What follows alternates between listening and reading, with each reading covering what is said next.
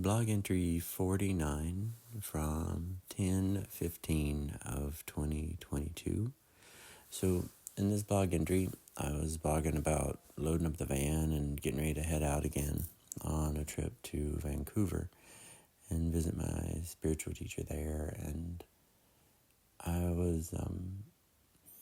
wasn't quite as excited about that as the previous trips and things. This one was a lot of new.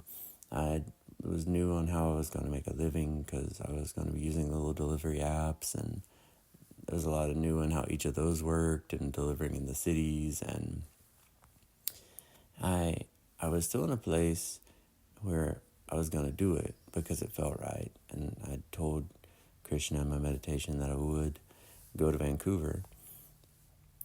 But all of me wasn't on page 100%. So there was still some, I still kind of had some reservations about it. I was like, oof, I don't know. And what I was having happen was I was noticing my thoughts would loop. I'd have looped thinking. And what can happen is when you have looped thinking, our thoughts create what we feel. So what we think about creates the emotions that we feel.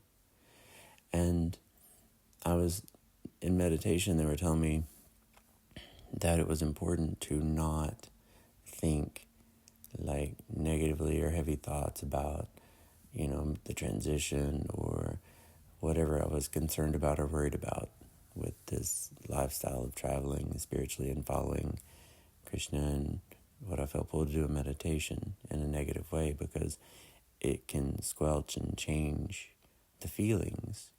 And it can also squelch the bliss, and it can do other things too. But at this point in my journal and my journey, that was what I was learning about. So yeah, it's really important to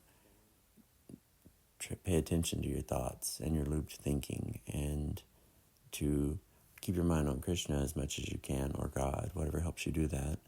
And it changes basically your entire experience in life in that moment. And it'll do it for long periods of time or short periods of time. It's all about training the mind. It's really wild. It's wild how powerful that is. All right, well, thanks for tuning in. Have a great rest of your day. Okay, bye-bye.